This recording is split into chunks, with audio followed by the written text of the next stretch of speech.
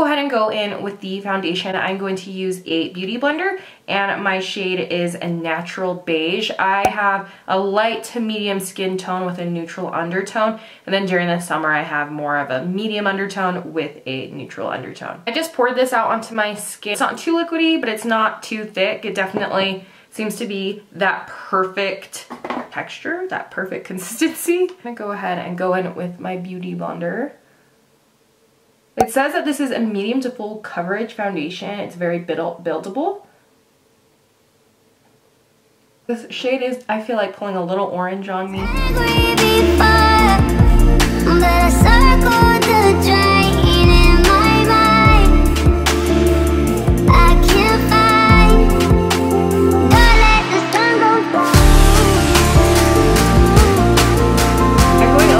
Another layer on this side just because you can still see my freckles, and with this foundation I like to build it up to more of a full coverage. I've been using it, I think I've had this foundation for over a year, and I finally have wanted to sit down and do a review on it since I feel like it's one of those foundations that's really popular in the makeup world. I think it's one of those that a lot of people are curious on. I turn the light down a little bit so we can see what's going on here.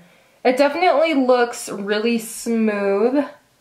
I do have some texture, but I don't feel like it's emphasizing it at all. I feel like there is some luminosity that the foundation brings. Let's go ahead and apply it on this other side. I do feel like it takes a little bit more product. Went in with about 2 pumps for the other side, and now I'll go in with 2 pumps again. Especially when you bring your foundation down the neck, you just use more product.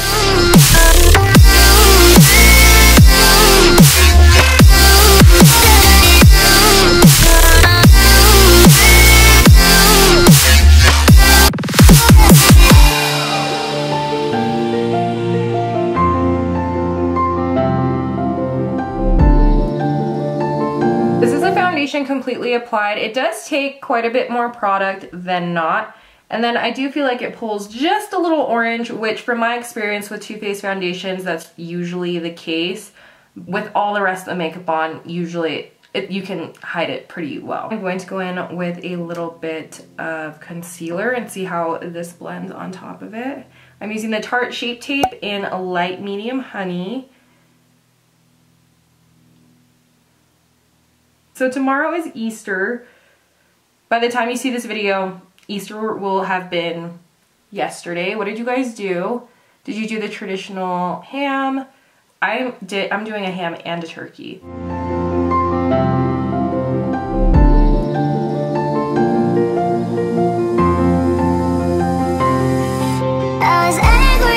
If you are ever testing out a foundation and you're really trying to see how you like it, use a concealer that you love and that you're used to, and so you're not confused between the two. Okay, concealer and foundation are completely applied. I think it looks pretty good. I feel like it looks really good, actually. If anything, I do feel like now that I'm looking at it more, I am seeing a little bit more texture. I don't know whether, I do feel like the foundation is what's emphasizing that, because that's what's clinging on, just like between my brows. Be able to see it better in natural light. But I'm going to go ahead and finish the rest of my makeup. I will hop back on and let you guys know how everything looks. Before I forget, because with kids you just never know how long it could take me to finish the rest of my makeup, let's go ahead and start the foundation wear test at 10:07 a.m.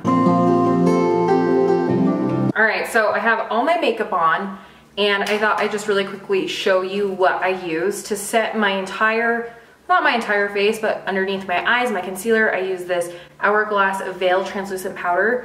Great powder if you have dry skin. I'll have a link down below. I recently filmed the best setting powders for dry skin, drugstore, portable, and high-end if you want to check that out. And then to set the rest of my face, just to give me kind of like an all-over luminosity, I use the Hourglass Ambient Lighting Palette. I just love this brand. And then with bronzer, I use this really cute Cheekathon palette by Blush Bar by Benefit, and I went in with this Hoola bronzer, which is just a great, it's not too warm, it's not too cool, it's just like one of those perfect bronzing shades. And then I went in with both Dandelion and, what is this one called? Gold Rush in my crease and as my blush. And then I did put some of the bronzer on my crease as well. To do brows today, I used my Benefit Precisely My Brow, and then I ended up setting that with the Benefit 24-Hour Brow Setter. And with highlight, I went in with my Colourpop Pressed Highlight. Last step's my L'Oreal Double Extend Mascara, one of my favorites, and then I went in with the Colourpop Creme Lux Lip lipstick in What's Your Sign, and then I set everything with this Colourpop Pretty Fresh Hyaluronic Acid Setting Mist. I definitely feel like this foundation has oxidized a little bit. It definitely looks a little bit more orange than when I applied it, but it doesn't really bother me. I feel like all the makeup applied really well. I do feel like it looks a little bit heavy on my forehead and in between my brows. So far it's been about a couple hours, but I'm going to check on a couple more times during the day. All right, so I will see you guys really soon.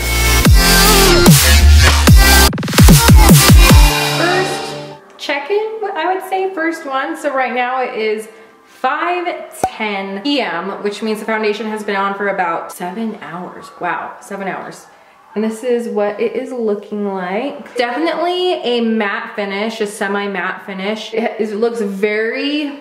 It has a smoothing effect, but I will say it does emphasize texture once it's completely set down and you're ready to go for the day. I don't feel like it's settling too much into fine lines, but I do feel like it looks a little heavy on the forehead. Let's see if I can turn this down a little bit more so you can kind of, there we go. Any kind of like texture I have on my skin, it just seems to pick it up really well. Gosh, 7 hours. It's holding up really well. It looks really good. It hasn't really rubbed off anywhere. I have been wearing my glasses, so there is some rubbing off on my nose. It did transfer a little bit on my kids, on their skin. I could tell that they were looking a little orange in some areas, so it's definitely not transfer proof. But it doesn't feel heavy at all. It seems, you know, pretty breathable. We'll see how it looks in a couple more hours. Here for the final check-in. It is 7:40 p.m. I keep forgetting my phone upstairs. I film downstairs so you don't hear my kids so much. But this is what the foundation is looking like after, well, like 9.5 hours of wear. I am really impressed with how it looks as far as longevity goes. I feel like my bronzer and everything has stayed on really well, considering like I've had a full day, you know, ran around, did some Easter stuff. It emphasizes texture. With how matte this foundation though, I recommend it more for normal to combination to oily skin types. I have dry skin and it definitely, I like a more matte look, and so it seems to work for me, but I do have to rehydrate with dewy setting sprays, things like that. So use a dewy setting spray, use a really hydrating primer if you have dry skin. The longevity of it is great though, not transfer proof. Price, you know, $39, it's more expensive. I've almost used the entire bottle. I like it enough to use the entire bottle. Would I buy it again? I'm not quite sure. It's probably something I would buy again, but I also feel like there have been drugstore foundations that I like just the same. So it just depends if you're going for a splurge. It's one of those foundations that like, it's so iconic, you have to try it. So yeah, hopefully that answers your questions. But thank you so much for watching, and I hope you guys have a great rest of your day, and I will talk to you later. Bye.